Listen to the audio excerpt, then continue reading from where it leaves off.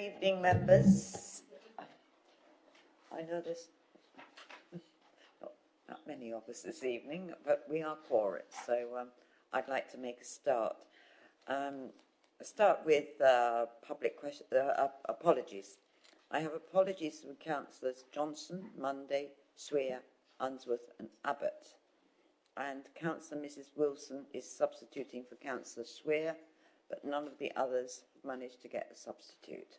So we are a little thin on the ground this evening, but as I say, we are quorate, so we will plod on. Item 2, declarations of interest. Does any member wish to declare the existence and nature of any disclosable pecuniary interest, other pecuniary interest or non-pecuniary interest relating to items on the agenda having regard to the Code of Conduct for members? Councillor Mrs Spray. Thank you, Chairman. I'll declare an NPI in item 5C, the Earl's Cone item 20-02205, reserve matters, only because I have received emails just to me and had a phone conversation with one of the objectors, the gentleman who's speaking this evening. I haven't expressed an opinion at all, and I will send the written form through to officers, which I forgot to do earlier today, but I will send the written one through presently. Thanks. Thank you, Councillor. Anyone else? No. We now come on to item 3, the minutes of the previous meeting. That was the meeting that was held on the 31st of August. Is it your wish that I sign them as a true record? Can I move as a correct record, Chair? Thank you, Councillor Mann. Does I find a seconder? Thank you, Councillor Ritchie. All those in favour that I sign them as a true record? Thank you, everyone.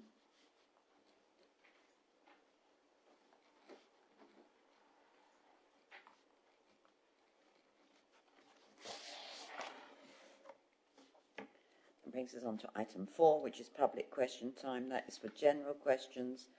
The 2 speakers will come to the table prior to the application that we have before us this evening. We now come on to item 5, planning applications. Once again, we have no items in part B, so we'll go straight to the planning applications in part A. And I think we take the 2 applications together, as one is for listed building consent. And these are application numbers 20020534 Parkgate Farm, Delvins Lane, Gestingthorpe, and application 202054 LBC, Parkgate Farm, Delvins Lane, Gestingthorpe. These 2 items can be found on pages commencing on page 6 and completing on page 44. And as we have no speakers, we'll go straight to the presentation, and the presentation will be made by Lisa. Good evening, and thank you, Lisa.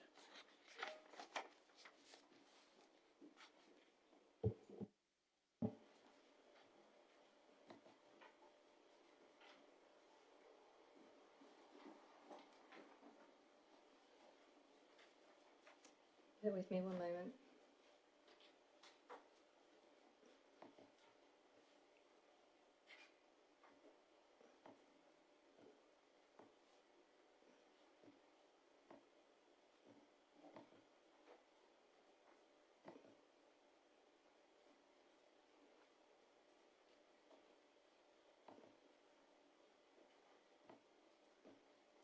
Sorry for the delay there. Thank you.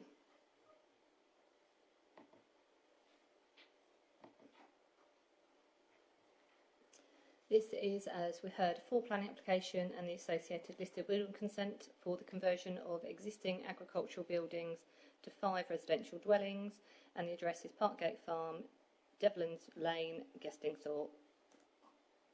Here is an aerial location plan, so the rough location for the site is where this red blob is. You can see that the site is around 1.5 kilometres from Gestingthorpe to the northeast, and Castle Headingham is around 2.2 kilometres to the southwest. The site lies outside of any defined settlement boundary. Looking at the aerial photograph here and ignoring the red marker there on this slide, there's a number of adjacent uses. So this, where the marker is and my cursor is adjacent residential use. Here where my cursor is the Grade 2 listed Parkgate farmhouse, which the application curtilage buildings relate to. And there's an adjacent equestrian use here, so some stables, a horse walker and the menage. The actual buildings to which this application relate to are this cluster here. So you've got this more modern Dutch barn here, which is consisted of these three sort of curved roof form that we'll see on some photos shortly. There's this sort of capital E-shaped, I guess, building here that's listed. It's got these three sort of single story offshoots from the main building. There's a very modest piggery building here, and then this U-shaped also listed building towards the south. So sort of this northern complex, the piggery, this southern complex and the Dutch barn. So looking at it on the location plan here, again you can see the adjacent uses, the residential here and this equestrian use here. So again, the Dutch barn is located here, this northern complex with the piggery and the southern complex, and there is a public right-of-way that runs sort of in an east to west direction to the north of the site, and members will be aware from the report that there's a proposal to move the siting of that slightly. The application has been submitted with a number of structural survey plans that are quite detailed, so I haven't sort of got them within the presentation itself, and feel that actually the photographs probably show you and give you a feel of the condition and the layout of the development a bit more. So here is a photograph of the Dutch barn here. You can see that curved roof form, there's 3 bays. Within the application, 2 of these will be removed, and it will be extensions and conversions of just this one here. Now this is a photograph taken from that sort of roadside view of the northern barn. So again, you can see these 3 offshoots that create these sort of internal courtyards there. And another view of those northern barns from the roadside, again showing you those 3 offshoots and sort of that larger building that sits behind it. And again, another view of that northern barn here. So this is very much at the northern end of the site. This is, you know, the 2-storey element, single-storey offshoot, and you can just see that Dutch barn there behind. Incidentally, this is also where the public right-of-way would be going, so it sort of comes across this northern area. This is a photograph taken from the rear of the northern barns, so looking back towards the roadside, so very much an internal photograph. And here is the piggery building to the right-hand side. And again, just another view really showing how that piggery building and the northern complex relates to the Dutch barn there behind it. This is just a photograph to show you sort of the smaller scale of the piggery building. And again, you can see it here from the roadside view, so how the piggery building here relates to that northern complex and this roadside. And this is the internal access road that we'll see on the site plan shortly. Looking now at the southern barns, you can see that these are in a much more of a poorer condition than the northern complex. It forms this single-storey U-shaped barn. And again, just another photograph really showing sort of the more dilapidated state of that building. Here is a view just sort of taking sort of more of the internal back of the south barns, and it shows that adjacent use. So the adjacent stable building, horse walker there just in the background, and then the menage sits sort of just over here.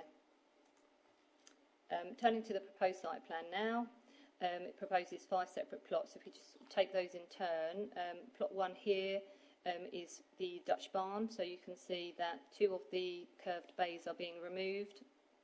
You're just left with this one here. Access to plot 1 would be taking off this existing northern access, come round and then into this sort of gated, hard surfaced area, and then they sort of would benefit from quite a generous residential curtilage. Plot 2 is accommodated within that northern listed barn. Again, the access would be from this existing northern access into a gated rear parking area, and their private amenity would be this sort of fairly enclosed private area here. Plot 3 equally is taken or was accommodated within that northern building, but their access, vehicular access, would come via this existing sort of internal route, come round to the rear parking area there, and then their private amenity area in the front. Plot 4 is one of the smaller units on the site, so the existing piggery building. An extension is proposed, which we can see here where my cursor is hovering. Their access again would be via this sort of internal access round to the back, and then sort of a parking space within their curtilage, and then private amenity is proposed within this sort of frontage area. In terms of landscaping for these dwellings, and indeed number 5, they are proposing some traditional estate railings round the front, and as we'll see in a bit more detail shortly, enclosing this area here between these wings to create sort of more of a private amenity area. Plot 5, accommodated within that southern complex, it's just one unit there, and again the access would be via this internal round to the back and some fairly discreet parking here, and their amenity spaces to the frontage as well. A similar plan here, just in colour, to just sort of show those areas in a bit more detail in terms of the parking area and the private amenity space, and sort of how that shared access would remain with the equestrian use to the rear. In terms of elevations now, this is the proposed elevation for the Dutch barn, so you can just see that that one curved feature would remain, proposing that it would have a new zinc roof and steel cladding for the flank walls. The Dutch barn obviously is not the listed one, and is proposing some solar panels to one of the roof slopes. On floor plan, the ground floor plan has 2 of the bedrooms and some living accommodation, and at first floor 2 further bedrooms and then a kitchen, diner and more living accommodation there. Those northern farmyard elevations now, so this is the 2 units, plots 2 and 3.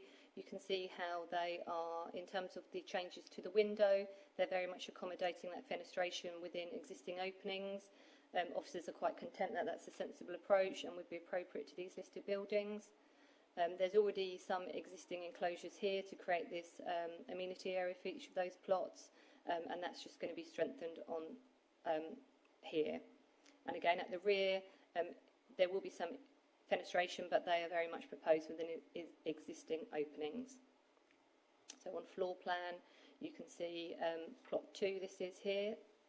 So plot 2 in the single story, and it also has a first floor element. So 2 bedrooms within the first floor, vaulted above the sitting room, lounge and kitchen, and then another two bedrooms here. And then plot 3 is a 3-bed unit, sort of within here, this area. In terms of the southern barns, a similar approach to the conversion, obviously more works in terms of repairs and restoration of the building, but again very much keeping that fenestration to a minimum on those more prominent views.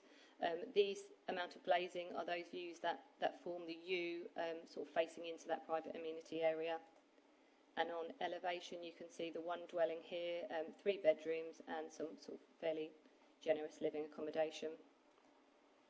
The piggery building then, elevation, you can see the small extension that we saw in the site plan, and the change of use of that. So in terms of materials, that will have a standing seam zinc roof and repairs of the boarding. Again, on floor plan here, you can see it is the smallest of the unit. In terms of floor area, it does comply with nationally described space standards. It provides just this 1-bed unit. So in terms of the planning balance and the summary, in terms of the adverse impacts from the development, it is located away from the towns and villages, and due to the distances involved and as they are via roads with no footpaths or street lighting, it would discourage occupiers from accessing services on foot or bicycle, and the site does not benefit from reasonable public transport provision to provide realistic opportunities to access them other than in the private vehicle, so that does weigh against the development. In terms of the benefits, the development would provide 5 market dwellings, and it does provide for a mix of dwelling sizes. There would be economic and social benefits associated with the development. A significant benefit is the heritage. The development would secure long-term viable reuse of these listed buildings, and officers are content that the layout and the detailed design is appropriate. And furthermore, there are environmental improvements across the site, and biodiversity net gain will be achieved. So when considering the flat balance and having regard to the adverse impacts and benefits and the requirements of the MPF as a whole, officers conclude that the benefits do outweigh the adverse impact, and our recommendation this evening is that planning permission and listed building consent be granted. Thank you. Thank you very much, Lisa. Thank you. Members, Councillor Mann. Thank you, Chairman. I'm happy to start the ball rolling. I think this is very much an on-balance decision because of the location, which I can't believe that we could describe as sustainable, and it will undoubtedly rely upon private vehicle use of about 100%. But I think in terms of design, it's perfectly acceptable, and I think also that the benefit in the other direction is that this is a way of securing the appropriate conversion of the buildings and securing them for the future. And I note also that there is a clear evidence that they have been properly marketed, which we don't always see. And I think we're probably not surprised that there hasn't been a rush of takers for a commercial use here. So I think if we want to secure the buildings of the future, this is the only way, in fact, to go. And I think that the balance is in favour of granting both planning permission and listed building consent, and I'm happy to move both. Thank you, Councillor. Does it find a seconder before it moves on? Did you wish to speak, Councillor Ritchie? Briefly, Madam Chairman, if that's okay. Yes, I too think it's a proportionate use of the land that's been put up for planning consideration this evening, both as a exterior and also from the interior plans too. I think it's quite a modest and smart application. I agree wholeheartedly with Councillor Mann. It does secure the longevity of a listed building, and it probably will bring it back into a really good form with considered features across the number of plots that have been submitted to us this evening. So happy to second, Madam Chairman. Thank you. Before I go on to other members, there's been quite a lot of comment from the Ramblers about these footpaths being closed, gated, and the fences going across them. I couldn't see these footpaths on the plans. They're saying that one of them would be gated. Would you like me to share the plan? Would that be yes, helpful? Yes, please. I think so. Bear with me. I think we need to see where these footpaths are, because you shouldn't gate footpaths, really. No. And the fence from the Dutch barn conversion would cross the footpath, Yes. they think. Okay, so actually, bear with me, there's a clearer It's plan. very difficult to see these plans. Yeah.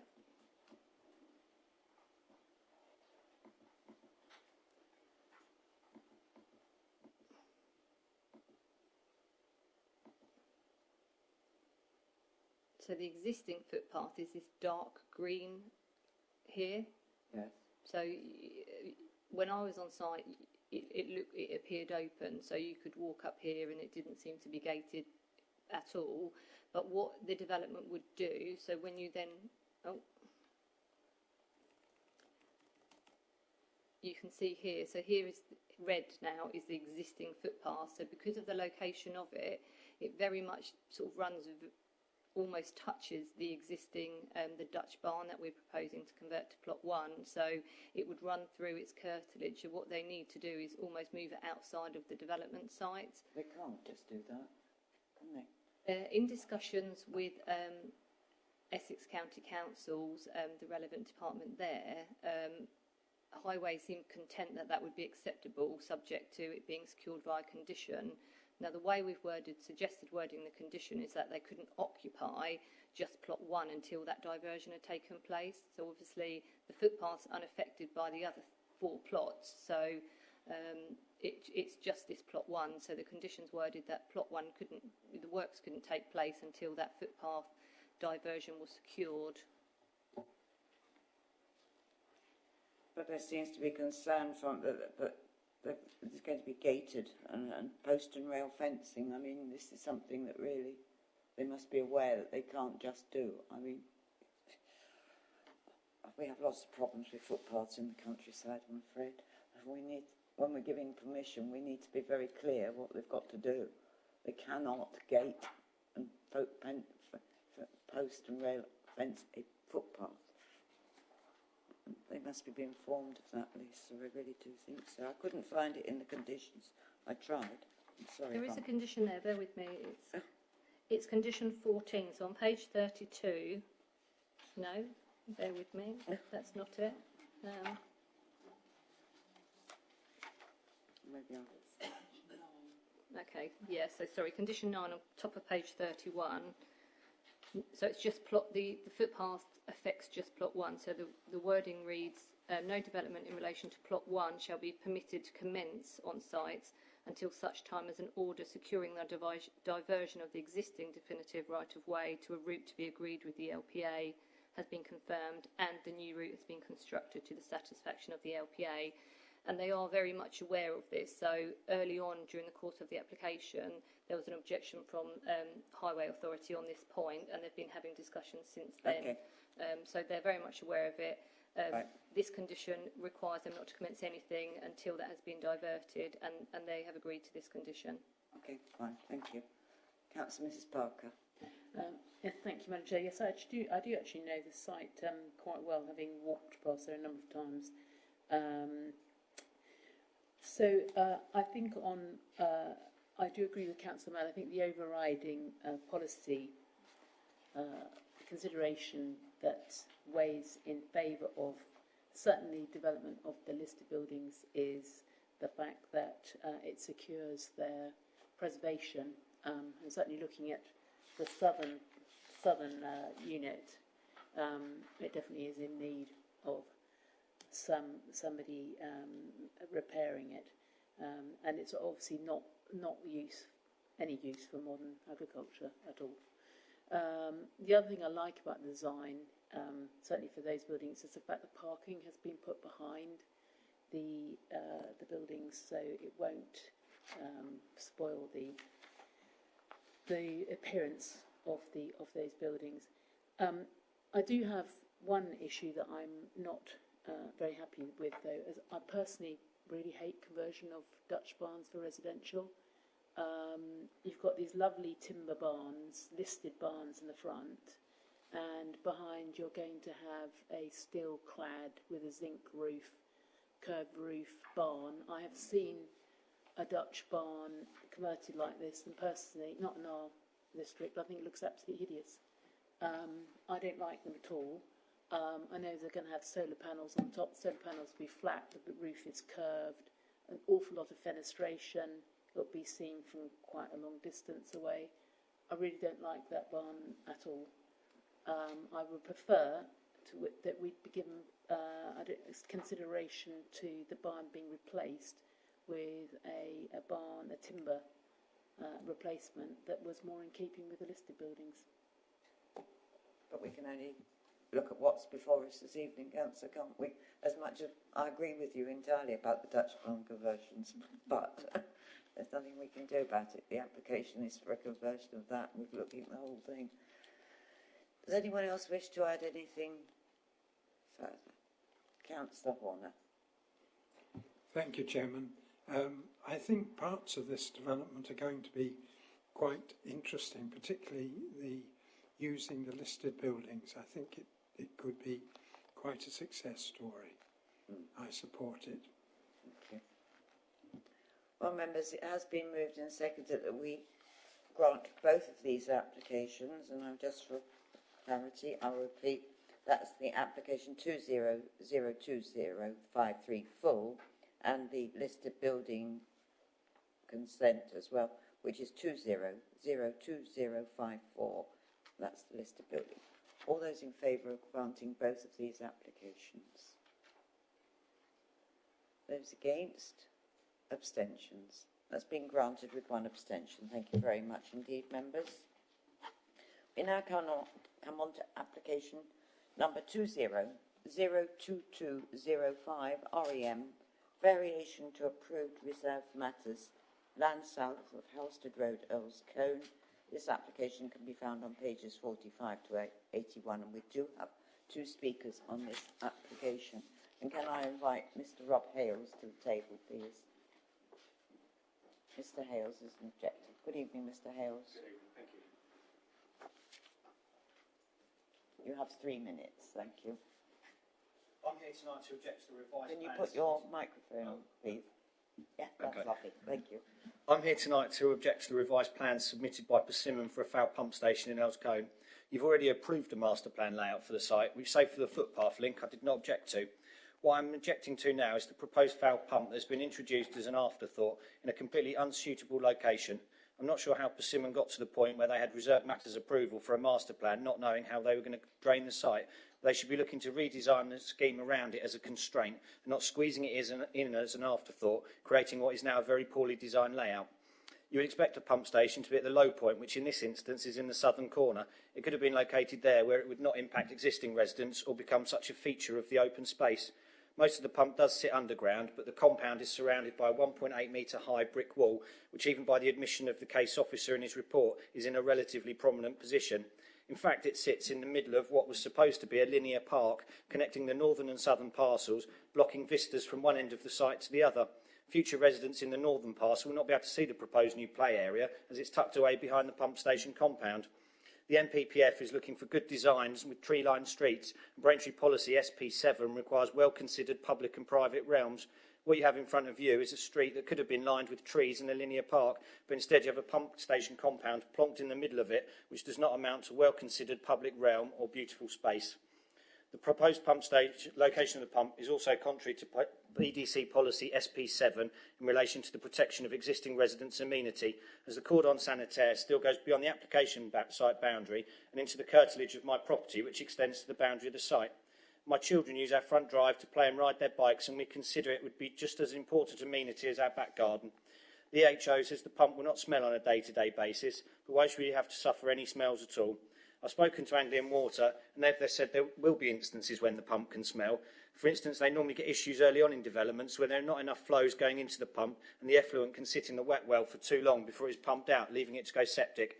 They also have issues with people flushing solids which block the pump, and once again, when this happens, we would be subjected to smells. Anglian Water produced a 2018 document to support local authorities in their plan-making processes.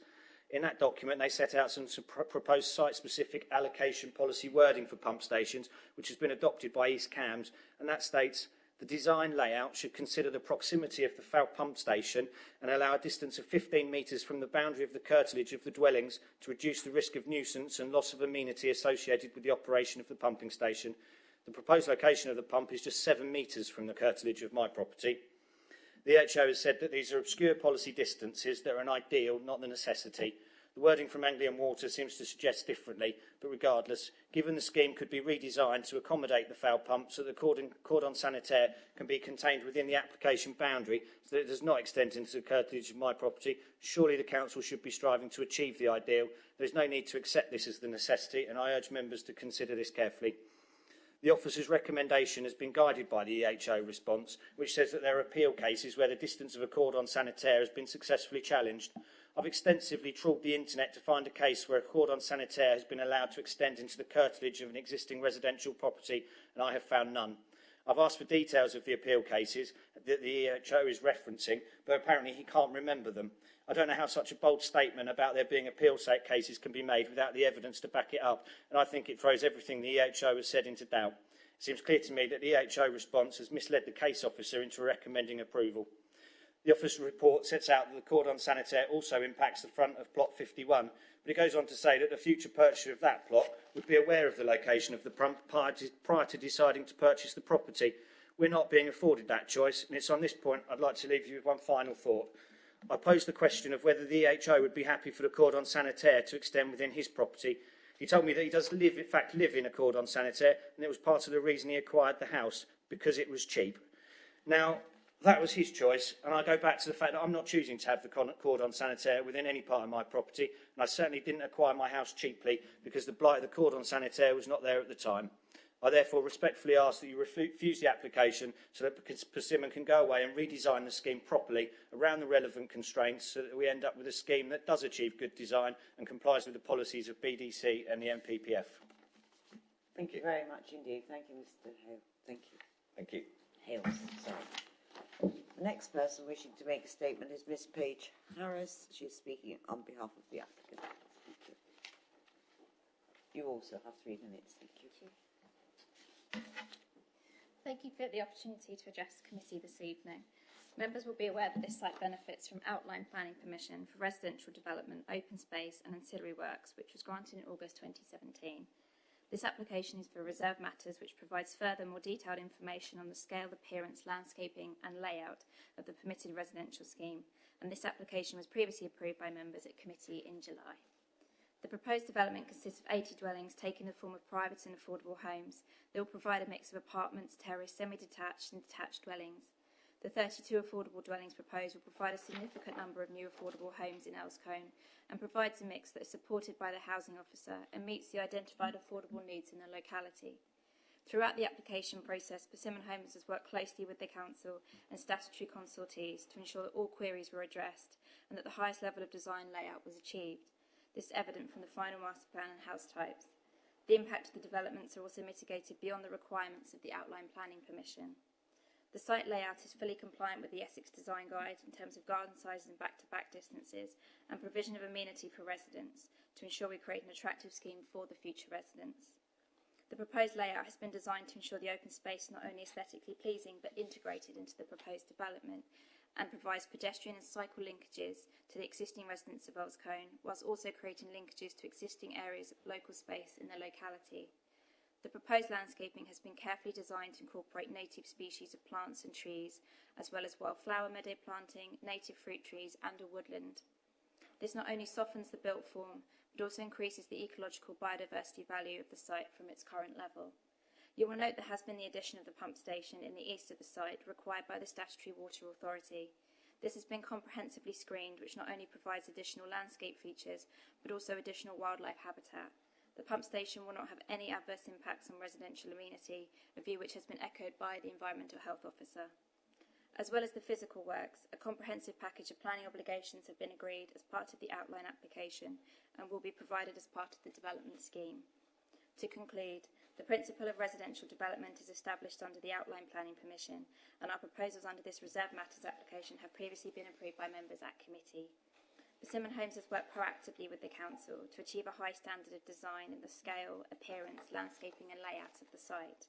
It has also ensured that all conditions relating to the outline planning permission and statutory consultees are satisfied, clear of objection, and ensure that all impacts of the proposed developments are fully mitigated, as well as going beyond the requirements of the outline planning permission. I trust you'll be supportive of these proposals and that you will agree with the case officer's recommendation and resolve to approve the application. Thank you. Thank you very much indeed. Thank you. That brings us to the end of statements. So we now go to the presentation, which is going to be made by Matthew. Good evening, Matthew, and thank you. Good evening, Madam Chair. Good evening, members. So we're looking at the application for reserve matters for 80 dwellings at the land south of Howson Road, Elscombe. As members will hopefully remember, on the 20th of July this year, this application came before you, which received a resolution to grant. The reason it's back before you this evening is because, as has been said at public question time, the Statutory Water Authority has required a addition of a pump station, and I'll show you what that looks like as we go through the report or the presentation. Okay, so as you'll see on the screen, on the left is the site layout which members previously considered on the 20th of July, and on the right you can see the pump station which is here, and you can see the realigned footpath.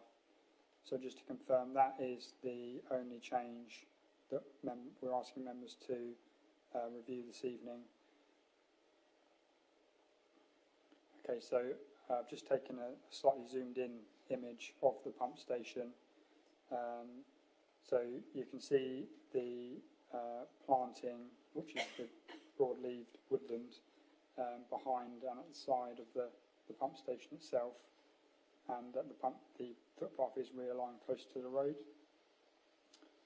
It also being closed by a brick wall with palisade gates. Originally it was palisade all the way around, but officers worked with the developer to change that to a brick wall to provide a higher quality boundary feature. Okay, so this is the landscaping plan. The reason I've shared this one, not so much actually for the landscaping, but more so just to show members there's been a lot of talk, and obviously referencing the report, to the cordon sanitaire around the pump station, which you can see is illustrated by this black line. So you can see that the cordon sanitaire does go across into the private drive, which serves number 12, number 14, number 16, Monacourt Way. It doesn't go into the existing play area, but it does encroach to a small extent into the proposed play area. I think it's important to remember at this stage that the cordon sanitaire is more of a guidance document, doesn't have a legal basis. It's been included here just so that members could be aware and officers could be aware where it could extend to and consider it, but yeah, it's not something that's legally set out that has to be followed, can be deviated from. And I just want to flag as well that the pump station was actually originally 4 metres to the west, so 4 metres closer to Monacourt Way, but officers felt it was more appropriate to site the pump station a bit further away from that boundary, albeit it is acknowledged that this cordon sanitaire does still go over across the red line boundary.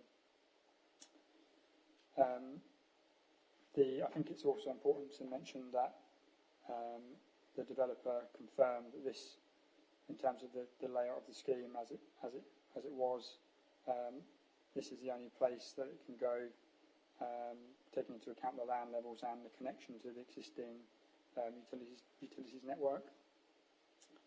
So the Environmental Health Officer raised no objection to the proposal, and officers are satisfied there wouldn't be any detrimental noise and smell impacts as part of, with the inclusion of the pump station.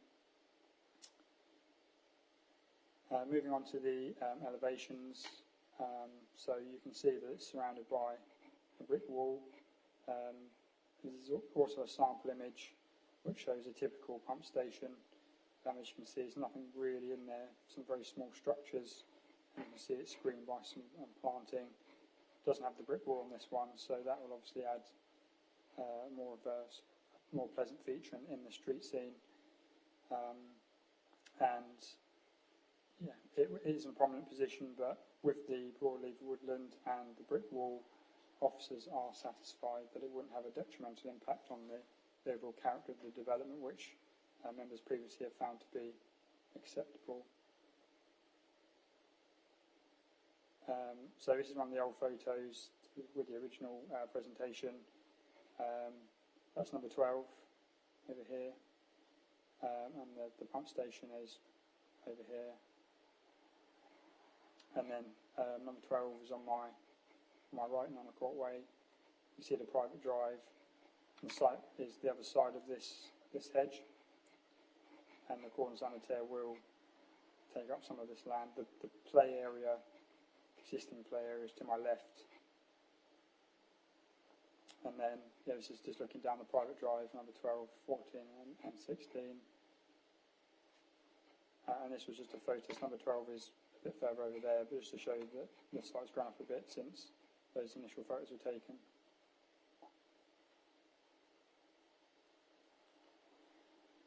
Okay, so just to quickly recap then, so the application received resolution to grant on the 20th of July this year.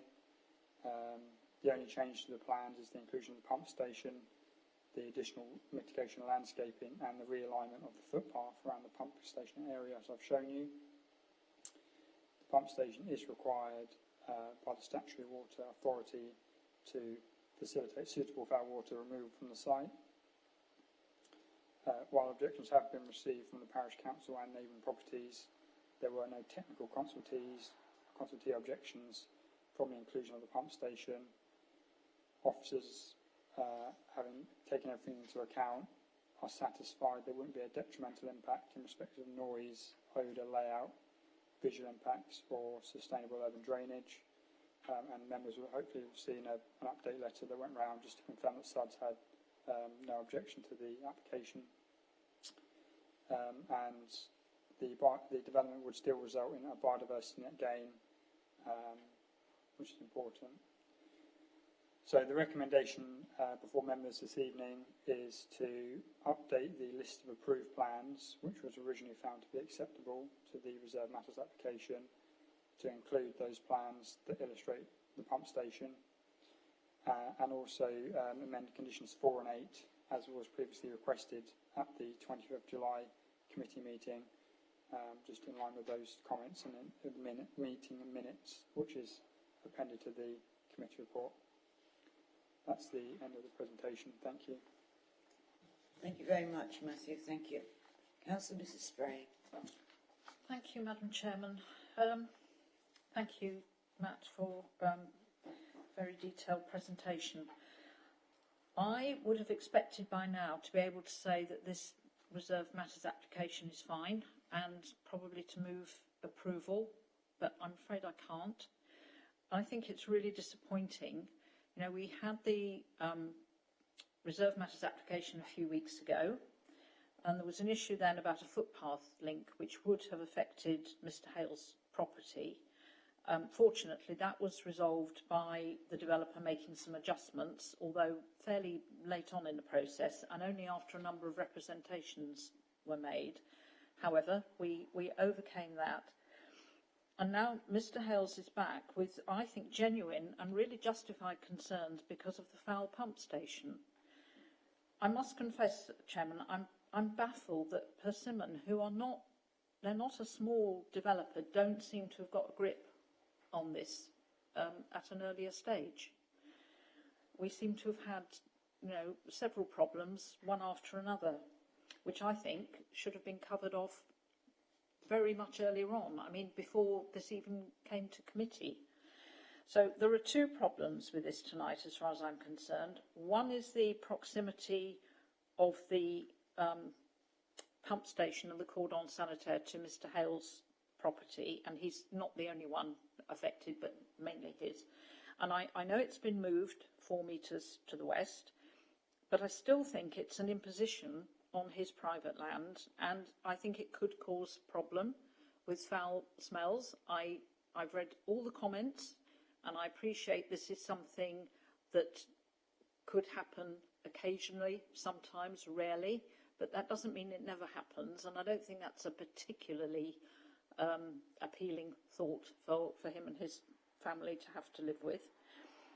The second issue, which is actually equally as important, is that the placement of the pump station will now affect the sight line of the open space through this site from the north to the south.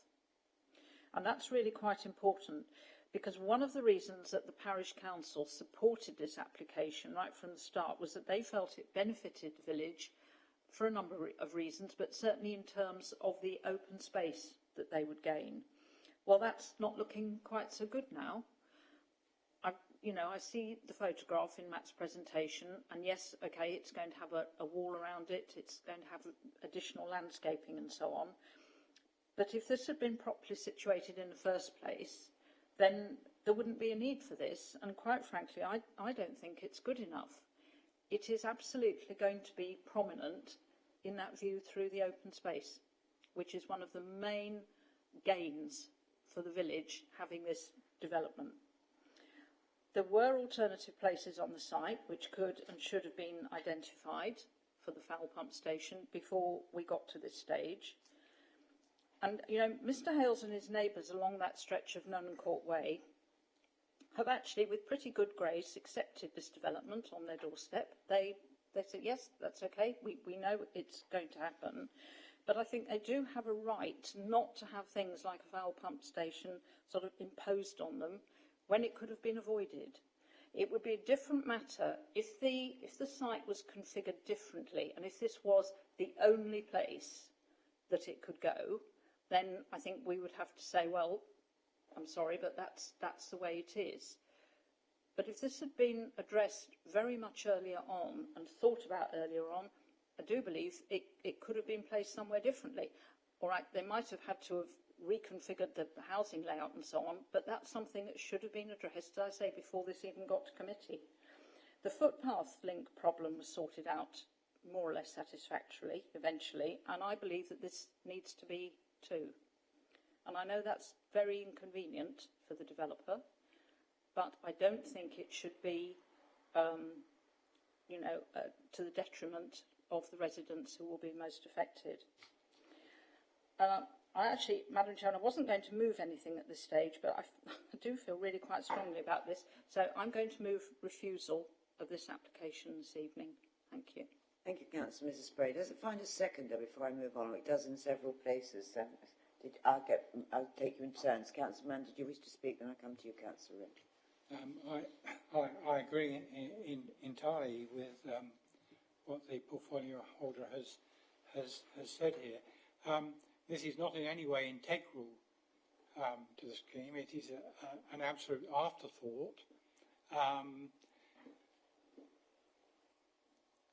There ought to have been, I think, a much earlier realisation that a pumping facility would have been needed, and certainly more concern given to where it would fit in a redesigned scheme. The scheme here isn't redesigned; it's just it is just being added to, imposed upon in what is possibly considered to be the from the point of view of the developer, the least inconvenient place, and I don't think that is really good enough. I'm not so convinced about the visual demerits of it, because it will be pretty well screened, and as a building, it's not offensive itself. But I mean, the real problem is that the possibility of odour. It may be unlikely, according to our technical officers, but I don't really think that unlikely is good enough, because we know from elsewhere in the district that problems do occur on occasions, and they can sometimes be quite offensive. So I think we say thank you very much, but send this back. Councillor Wrench. Thank you, Madam Chairman. I feel it's ill thought out, and I think Councillor Mann has summed that up quite nicely with the word afterthought. It should have been an integral part of the design. It's not something that I'm no expert in this area, but clearly it should have been something that was there from start of the planning of the development. However, I just feel that it's very intrusive. I feel that not only the odour, but obviously I do agree with Councillor Spray with the visual impact. I feel that it is a shame that the play area and the linkage between both parcels is separated in that way. And I feel that there must be an alternative that can be considered, given that there has already been some discussion. I have got a question to the officer. I believe you said that there were conditions 4 and 8. I may have misheard or misread that on the screen. Looking at the report tonight, I can only see 7 conditions listed. I was just wondering whether or not there were 8 conditions or there was just a typo in that. Thank you. Matthew, would you like to respond to that one before I move on, please? Thank you, Councillor Wrench. Let me just go to the relevant section of the report, doesn't it?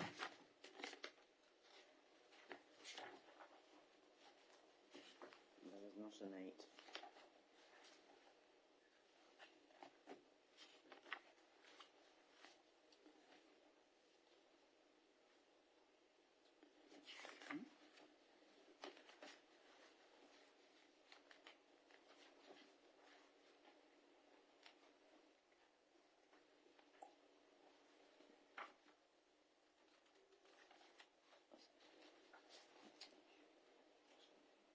Okay, so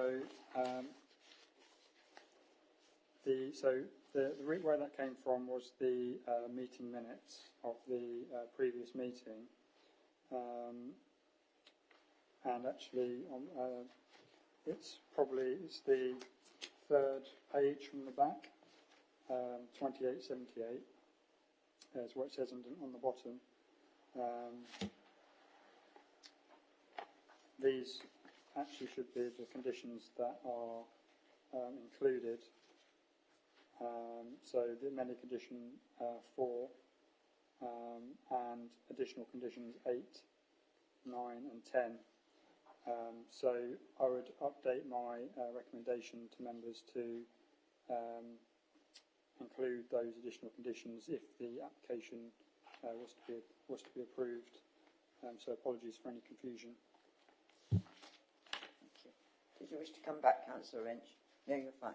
No, thank you for clarifying that. Thank you. Thank you. Councillor Mrs Parker, then I come to Councillor Ritchie.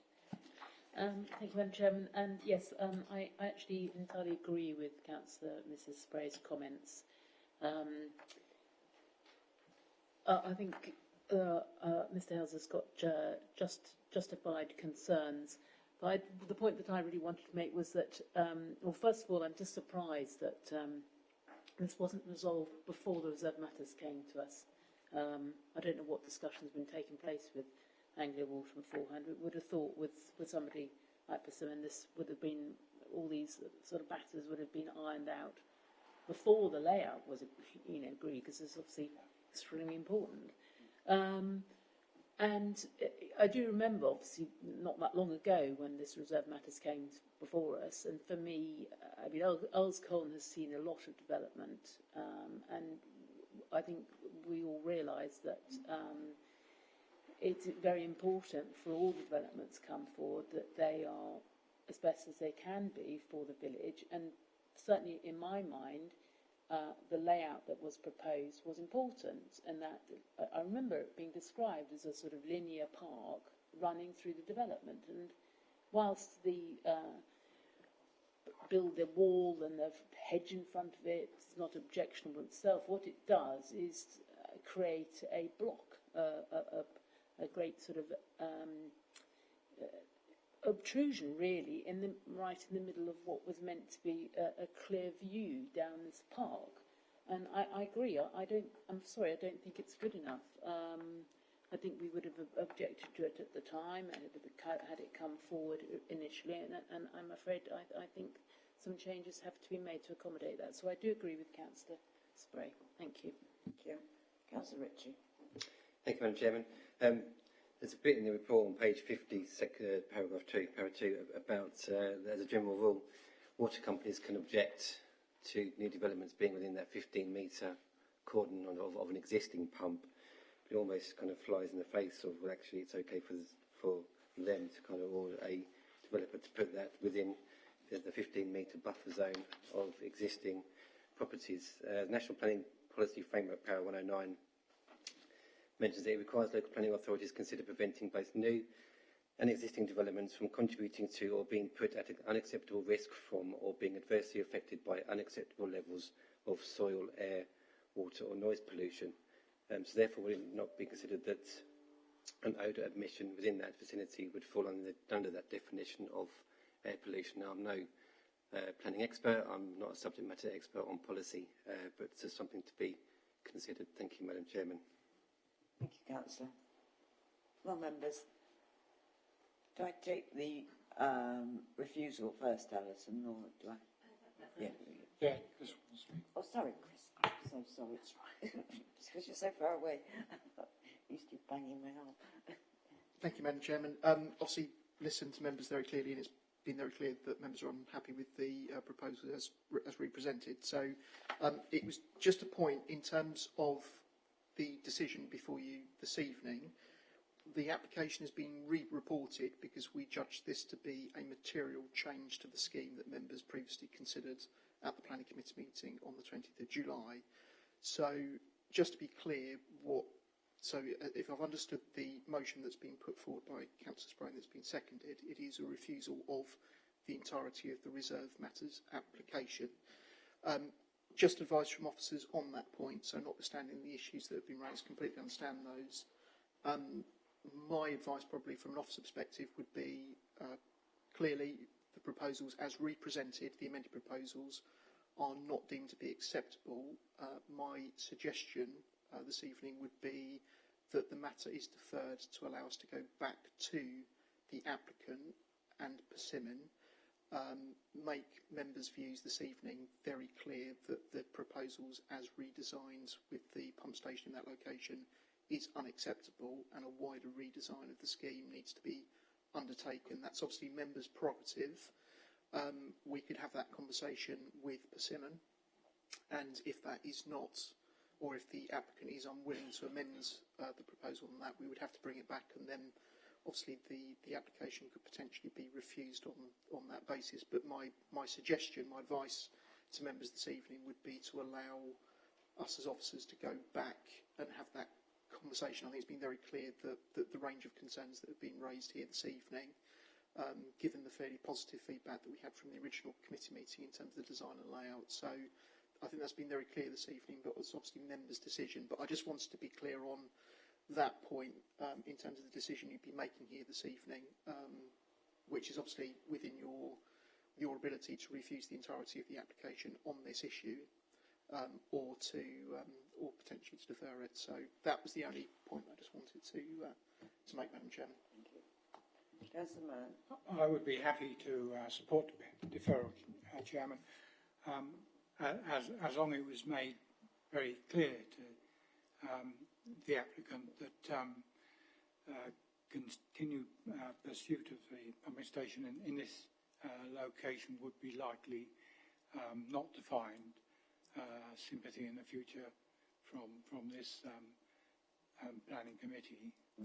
I mean, if they were aware of that fact, then possibly minds might be more concentrated. Thank you. And I would also want assurances that whatever happens, whatever, even they come back with a new plan, that it actually comes to this committee, and whatever they decide comes back, even if it's twice. I mean, that's something that we really now have got to get our teeth into. Councillor Mrs. Spray, do you wish to move deferral now? Yes, thank you, Chairman. Thank you, Chris, for that.